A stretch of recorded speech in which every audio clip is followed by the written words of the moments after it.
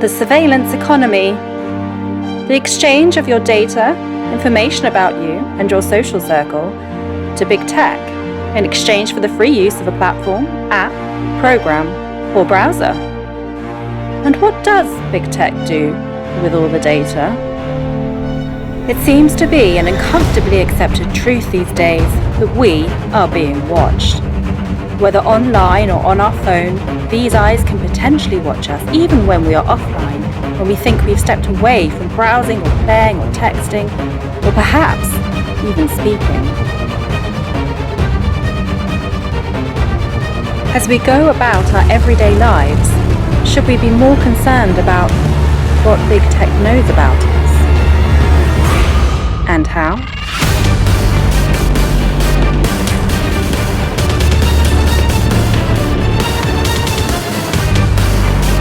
Devices like Amazon's Alexa, you might want to listen up this morning. Yeah, it turns out your private conversations could be recorded, and it's not just Alexa that's listening.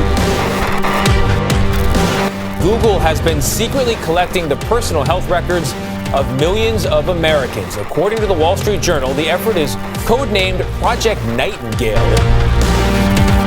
There's what I call the creepy line. And the Google policy about a lot of these things is to get right up with a creepy line but not cross it. Well, if so, how do you sustain a business model in which users don't pay for your service? Senator, we run ads.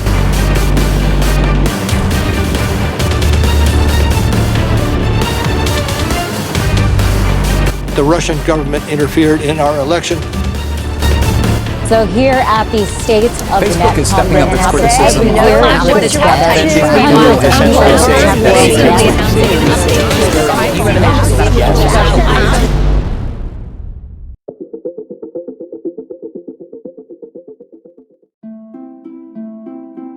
You may have seen that in June 2020, Apple announced a new privacy update affecting data sharing across iOS.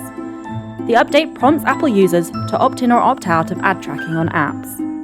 Facebook is one of the most prominent brands to make use of the user as product model, a model which spurned the axiom that if something is free, you're usually the product. Technology does not need vast troves of personal data stitched together across dozens of websites and apps in order to succeed. Advertising existed and thrived for decades without it. If a business is built on misleading users, on data exploitation, on choices that are no choices at all, then it does not deserve our praise. It deserves reform. Facebook immediately went on the defensive, responding with a full-page newspaper ad which appeared in several newspapers. But what exactly is it that Apple is trying to stop? Companies like Facebook, which sell ads, use a unique device identifier called an IDFA to target ads and estimate their effectiveness. The IDFA can also be paired with other tech, like Facebook's tracking pixels or tracking cookies, which follow users around the web to learn even more about them. For lack of a better word, to datafy you. According to a report commissioned by Apple, the average app includes 6 third-party trackers that are there solely to collect and share your online data. If you're like most, you probably don't want to broadcast your whereabouts at all times, but a lot of social media apps are tracking your location and making it easy for others to do the same, which conjures up a whole new meaning of the word connection. Facebook gets almost all of its revenue through ads. If you're like me and just about everybody else, you probably haven't printed out Facebook's terms of service and studied them. But experts say what you might find in these pages could surprise you. Facebook is probably keeping track of what you're doing when you're not on Facebook and when you're not even logged into Facebook. Facebook is able to get data on what you're up to when you're using all kinds of apps, when you're browsing on websites that have no official connection. But what does it really mean to datafy you? Let's use Facebook as an example again. Facebook uses nearly 100 different data points to classify your interests and activities. It does this by taking all the data it gets from you and combining it with data from other users connected with you and outside information too.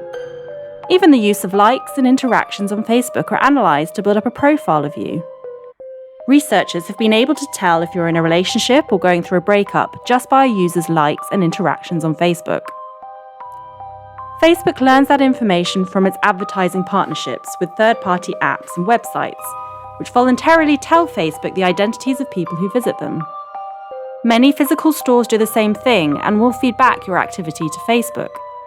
Facebook even has partnership agreements with data brokers who tell Facebook when you buy something outside of its website with a credit card you've added to Facebook or Facebook Messenger. For example, if you decide to buy a burger in a store using a card which matches with one on Facebook, you could be matched with adverts on Facebook for things like heartburn.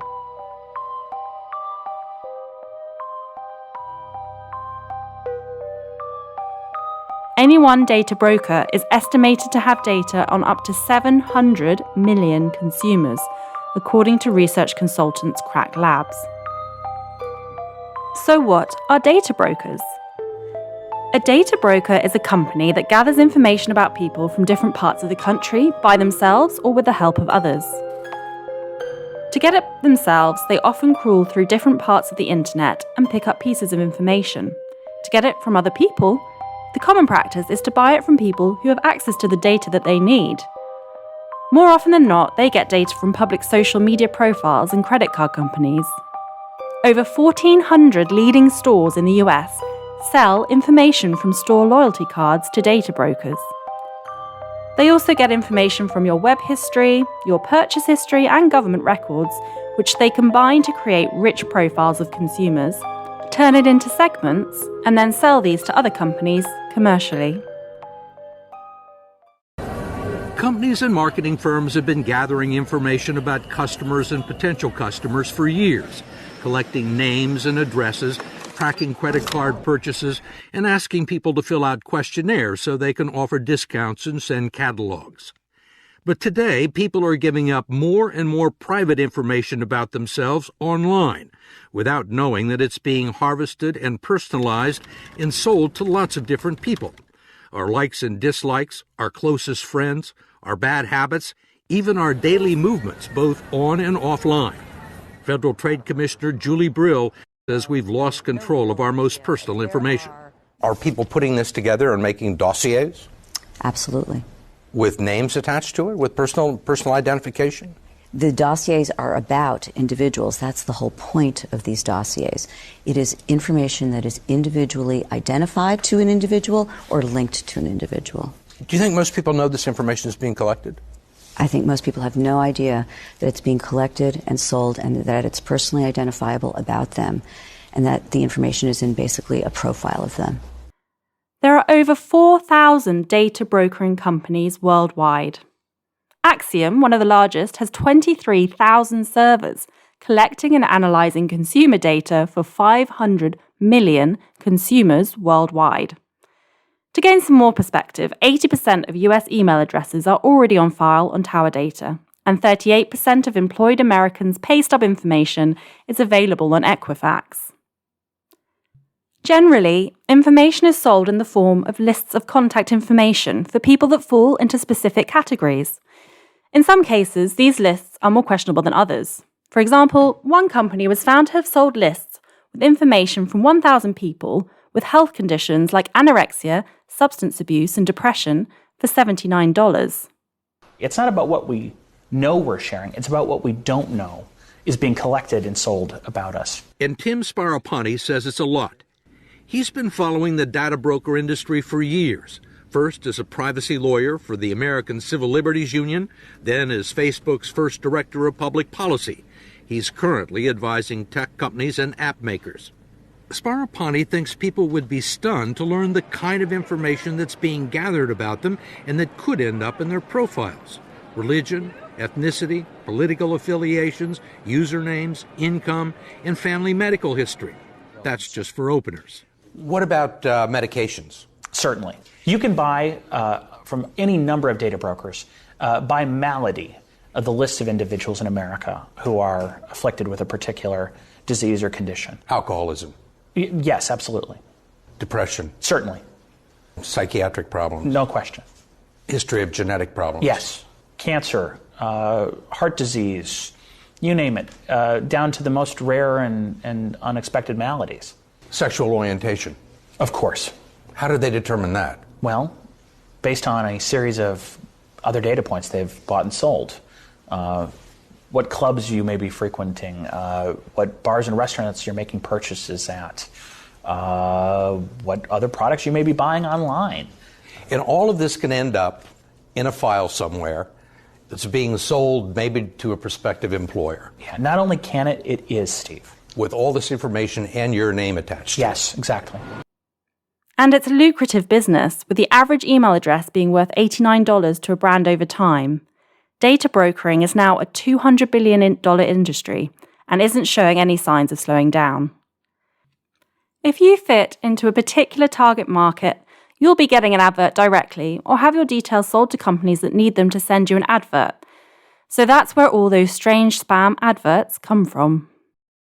I think we're just at that very early stages where a few people are sounding the alarm, but that has not spread out to the masses yet. I mean, all those people posting about their grandkids on Facebook don't understand the minute that thing goes up on the internet, they have lost control of it. They don't own it anymore. And the minute you do a quiz or the minute you volunteer any information about yourself, I'm sorry, it's their data, not yours. But it doesn't just begin and end with Facebook. The truth is far more sinister as we weave a web containing strands of our identity, personality, beliefs, hopes, and dreams through our activities, on and offline. Take Google, for example.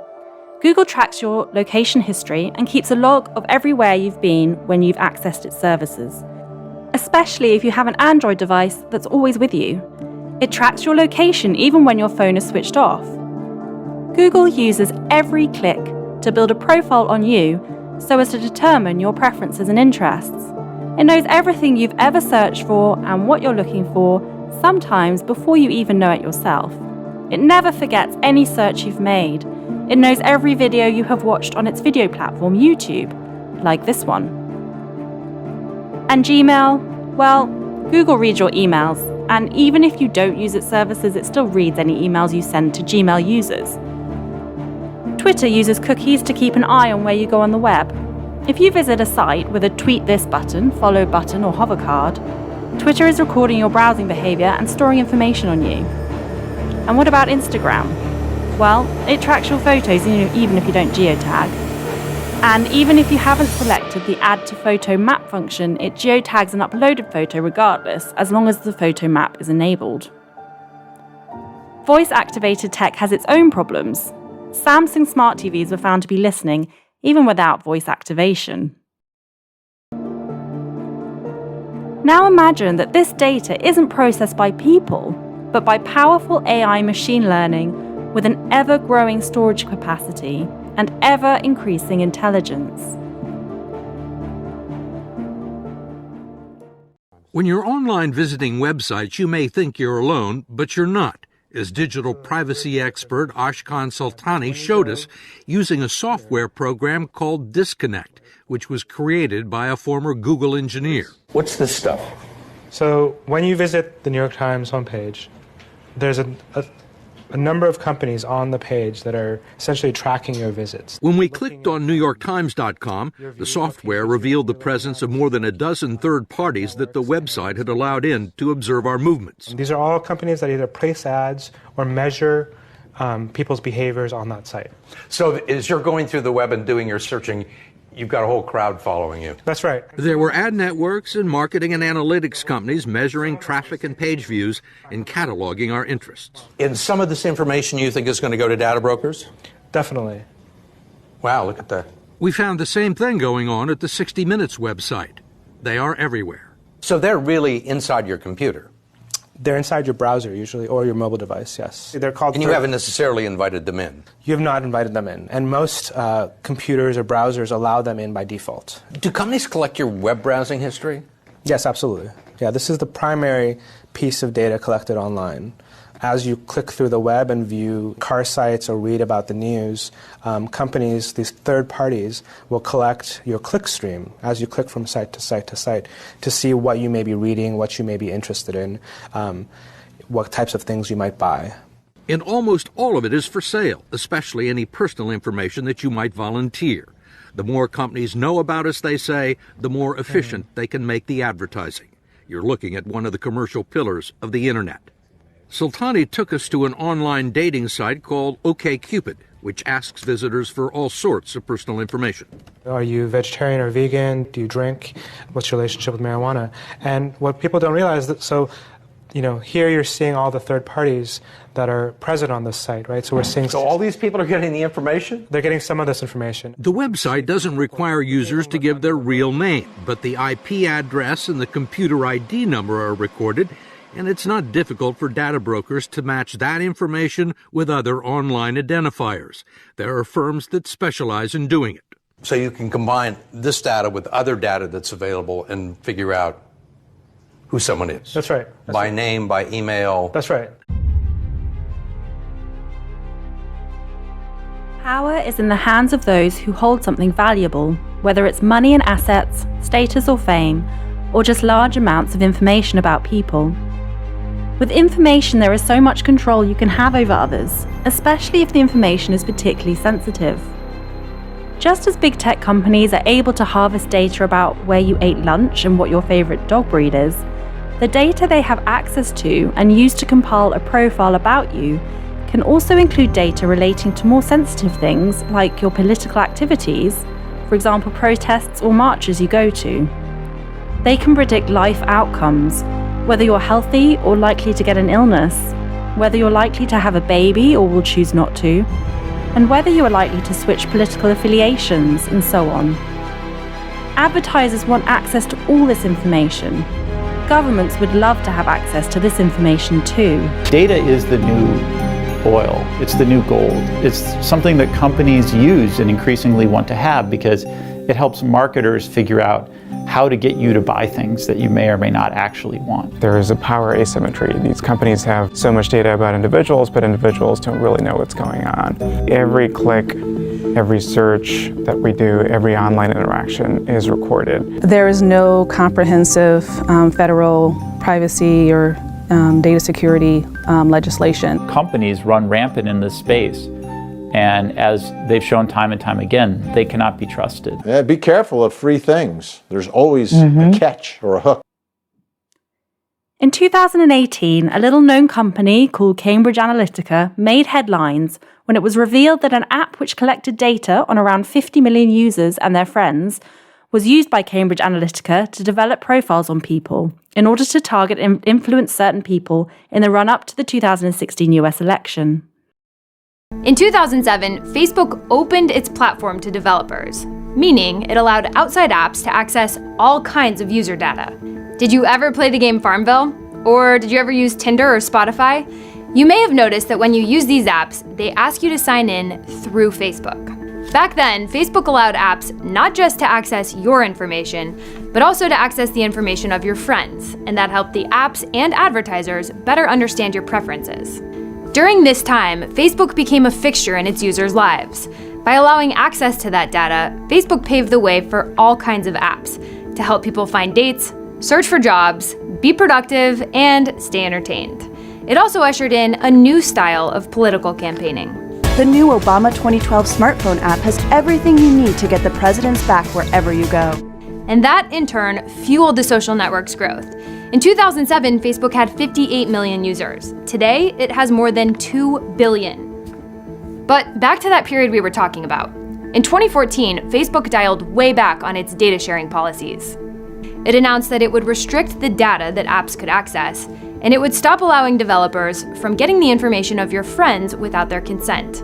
Those changes were implemented in 2015. But this period in Facebook's history had already opened the company up to some of the massive problems it's facing today. If you pass on that amount of information to somebody who's trying to manipulate you politically, then of course they're able to exploit your vulnerabilities and send you customized messages that no one else will see, and no one knows what those messages are. In 2013, when all of this data was still available, a Cambridge University researcher accessed the information of 50 million Facebook users. That data was ultimately sold, against Facebook's policies, to Cambridge Analytica. Even before this, Cambridge Analytica had already been exposed over its potential influence in the EU referendum in the United Kingdom. But you might be asking, hasn't this happened before? Don't all politicians use various forms of advertising and target certain audiences to win elections? Yes, there's nothing illegal about companies such as Cambridge Analytica using gathered data for political campaigns. While the Obama campaign used social media information harvested from Facebook to target voters, they did so in compliance with the standards of Facebook at the time. So it seems Cambridge Analytica's primary sin is not the use of the data, but relates to how they obtain the data. So if there is no sin in how the data was used, and if it is now standard for targeted ad campaigns to be used based on a person's data profile, the question is not whether this will happen again. The question is, in what form will this happen again, and what could the potential consequences be? Maybe we'll never know the true influence that data mining had on these events. Perhaps they had very little effect at all. Does that mean we shouldn't care? Not really. Just because the data was not collected in the correct way and passed on with the consent of Facebook does not mean that we should feel comfortable with giving away so much data and with how it can be used. Even when data is chopped up or anonymized, it's still possible to form a pretty intricate picture about someone just from small pieces of data. Take when people like things on Facebook, for example. When researchers use statistics to make predictions about personal traits from the likes of about 60,000 volunteers on Facebook and compare the predictions to the subject's actual traits as revealed by a test called the My Personality Test, they found that they could figure out people's secrets from sexual orientation to mental health just from the statistical analysis of their likes. Solely by analysing likes, they successfully determined whether someone was straight or gay 88% of the time. In 19 out of 20 cases, they could figure out whether one was white or African American, and they were 85% correct in guessing one's political party. So why does it matter if a bunch of companies you've never heard of know your age or your postcode, you may think? Well, it matters quite a lot.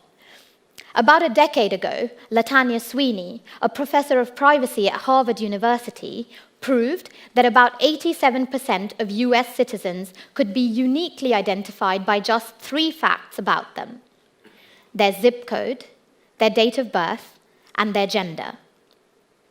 In the UK, where we have far fewer citizens serviced by much longer postcodes, that probability is far higher. Professor Sweeney proved this in a rather cheeky way when William Weld, a former governor of Cambridge, Massachusetts in the US, decided to support the commercial release of 135,000 state employee health records, along with their families, including his own. These records did not contain a name or a social security number, but did contain hundreds of fields of sensitive medical information, including drugs prescribed, hospitalizations, and procedures performed on these employees. For $20, Professor Sweeney purchased the voter records for Cambridge, Massachusetts, containing the names, zip codes, date of birth, and gender for every voter in the area, and then cross-referenced this with their health records. Within minutes, she had pinpointed Governor Weld's own health records. Only 6 people in Cambridge shared his date of birth. 3 of them were men, and he was the only one living in his zip code. Professor Sweeney sent the governor his health records in the post. How about the consequences of big tech gaining more knowledge about you or control over your life from all the data it accumulates and all the conversations it listens to? Do we really want anyone or anything having the ability to record so much about us?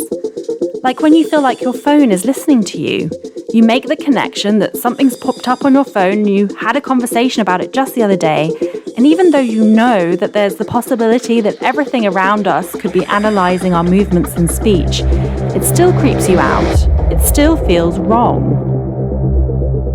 One minute you're talking about going on holiday with a friend over coffee, the next you're getting an advert for flights to Honolulu. Nobody's ever really been able to work out whether this phenomenon is an active practice or whether it's just coincidental, but the coincidences come thick and fast, and big tech are denying it's happening. Harton is my wife's grandmother's maiden name. WWL-TV photojournalist Adam Kopis and his wife named their new baby Harton. Like most new parents, they post pictures of her precious little face on social media. But Adam saw something strange online. Well, my wife just showed me the phone, which was her Facebook feed, and she told me the story of how she calls Harton Hart. And so she's always, "Hey Hart, how are you? We love you, Hart." And then she started getting some ads on Facebook for the band Heart. You're not a Heart fan? I honestly couldn't even tell you what they sang.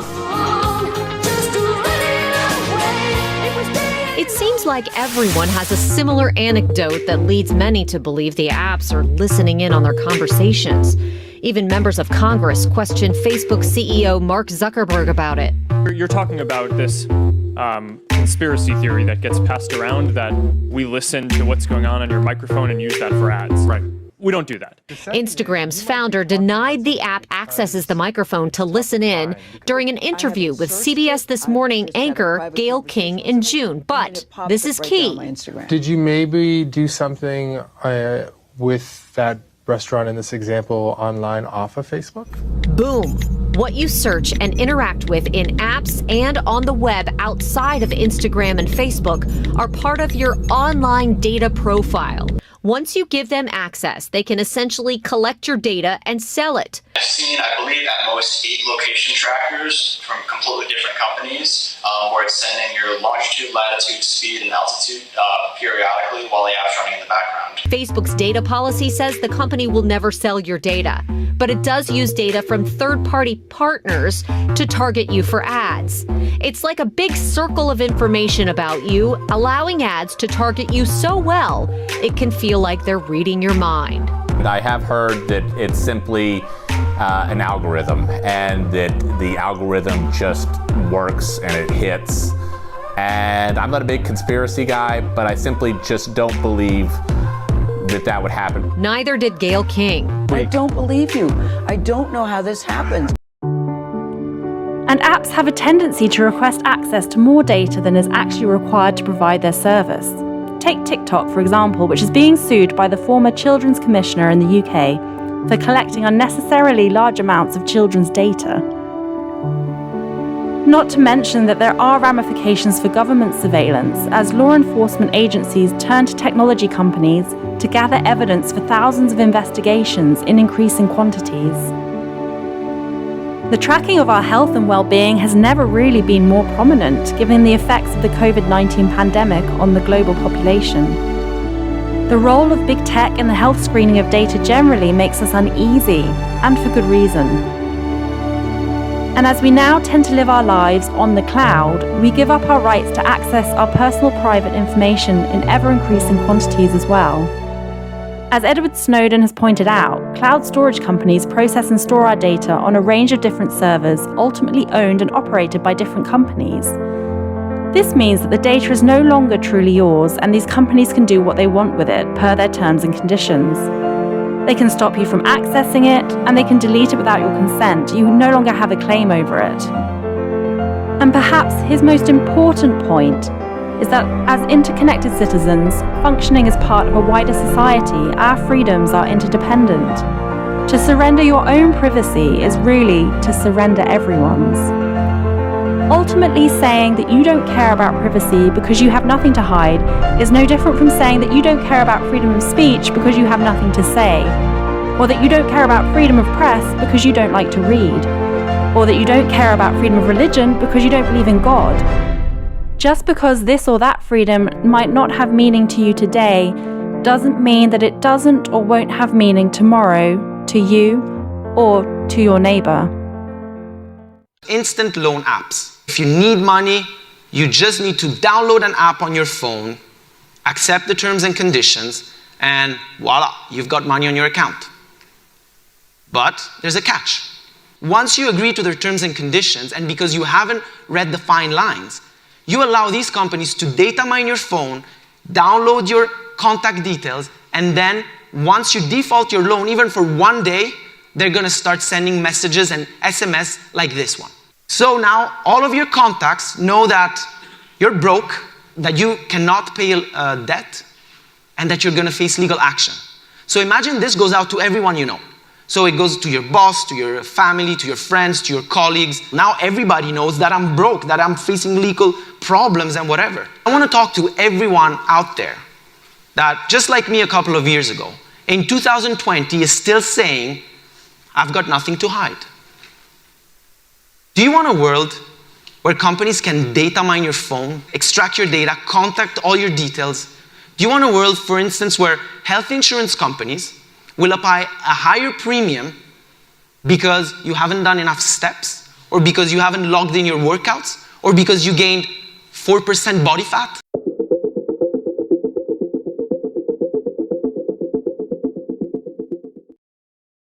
I kind of see all of this data collection analogous to pollution. Back in the 60s, we didn't know what the effects of pollution were going to be. And the environmental movement was just getting started, and people were starting to recognize what were some of the ways in the future that all of the ways that we were polluting our atmosphere and our environment could come back to bite us. I think we're in that moment now for privacy.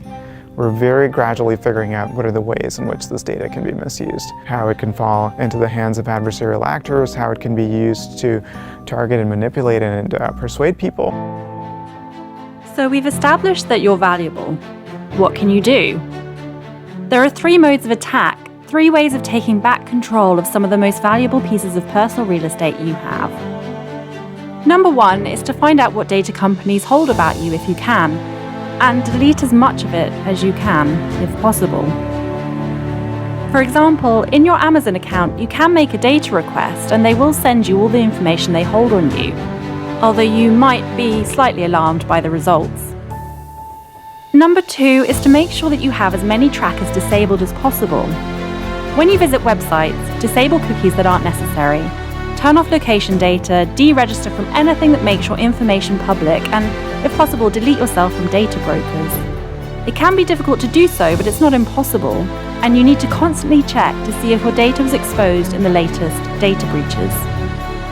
A link to a guide on how to delete yourself from data brokers and a link to where to go to check to see if your data was exposed are provided below in the description box.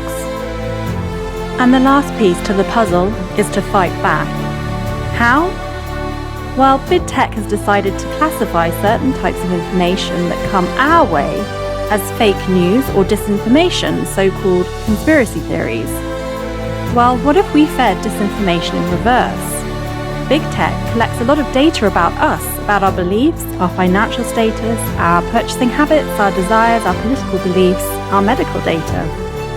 Just as polling in recent years has been terrible at predicting election outcomes, due in large part to a silent majority who have either refrained from handing over their opinion or who have actively handed over disinformation regarding the way they were likely to vote, it's not inconceivable that a large group of people could actively confuse big tech AI when accumulating information for use, which essentially renders it ineffective. You can start by killing the index to your identity. In other words, you can hide your identity. People are indexed by an algorithm, and their personal beliefs, shopping habits, desires, actions are attributable to them through identifiers such as name, address, phone number, location, IP address, contacts, etc. If it's not possible to attribute pieces of information to a particular person, then that information essentially becomes useless. You can also create a new identity using a new name that's connected to a different phone number and a new email address. This may offer protection against big tech attributing any behaviours to your actual identity, or by passing on your real phone number to other parties. You will need to make sure that you do not cross-contaminate, where you still use your actual name for certain applications, as big tech AI will likely be able to find you again and attribute these other habits to you. So you will most likely need to hide your IP address using a VPN or use cell data only. And to go one step further, you can start to feed algorithms beliefs, ideas, and habits that are actually not yours.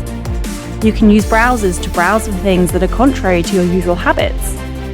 You may watch Fox News in one browser and decide to open Google in a different browser to look at CNN. This may confuse the algorithm, making the information it receives useless. Of course, this is not a guaranteed plan of attack. The big tech AI may well adapt in time, and it would take huge numbers of people doing this to have a measurable effect on big tech. But who knows, maybe in time we will all need to learn better techniques to protect our identity and our data from big tech. And maybe just delete your Facebook account.